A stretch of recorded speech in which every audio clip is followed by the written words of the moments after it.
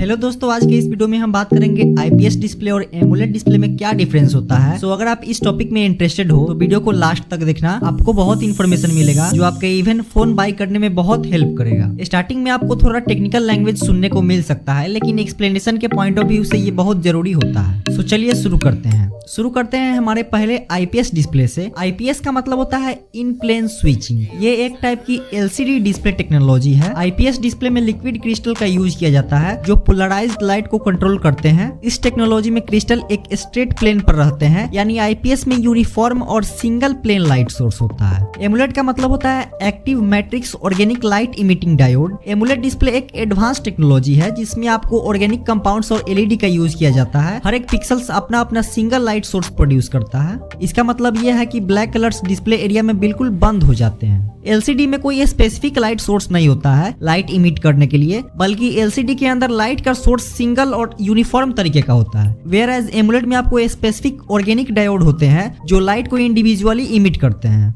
और जो AMOLED display है वो ज्यादा कॉस्टली पड़ता है कंपनीज को, क्योंकि उसमें अलग अलग डायोड पे वर्क करना पड़ता है मैन्युफैक्चरिंग करते टाइम, इसलिए एमुलेट डिस्प्ले थोड़ा कॉस्टली पड़ता है। एमुलेट डिस्प्ले का जो एक बहुत बड़ा एडवांटेज जो मैं आपको बताना चाहूंगा, जैसा कि मैंने आपको पहले बताया था, एमुलेट डिस्प्ले में डिफरेंट ऑर्गेनिक डायोड लगे होते हैं। उसके चलते होता यह है कि जहाँ पे ब्लैक कलर को अपीयर कराना होता है वहाँ पे जो डायोड लगा होता है वो ऑफ हो जाता है। इसलिए पावर कंजप्शन के मामले में भी एमुलेट ज्यादा इफेक्टिव होता है। और जिनके पास एमुलेट डिस्प्ले है वो कोशिश करें अपने फोन में ब्लैकिश या डार्क वॉलपेपर को सेट करने का, क्योंकि उससे आपका बैटरी सेव होगा। एमुलेट डिस्प्ले में आपको इन डिस्प्ले फिंगरप्रिंट सेंसर भी मिल जाता है जो ज्यादा कन्वीनियंट होता है साइड माउंटेड फिंगरप्रिंट सेंसर से, तो ये एक एक्स्ट्रा सपोर्ट आपको देखने को मिल जाता है एमुलेट में। हालांकि मैं आपको एक चीज क्लियर कर दूं, ऐसा नहीं है कि सिर्फ एमुलेट डिस्प्ले ही अच्छा होता है। हर सिक्के के दो पहलू होते हैं। उसी तरह एमुलेट डिस्प्ले में भी आपको बर्निंग प्रॉब्लम देखने को मिल सकती है। अगर स्क्रीन पे कोई भी इमेज अगर लंबे समय तक शो किया जाए या अपीयर किया जाए तो वहाँ पे जो डायोड होता है वो टोटली डेड हो जाता है। इसको घोस्टिंग इफेक्ट भी बोला जाता है। और आप जानते ही हो एमुलेट कॉस्टली भी है, इसलिए ये एक मेजर प्रॉब्लम है जो एमुलेट डिस्प्ले फेस करता है, उसको मैंने आपके सामने रख दिया।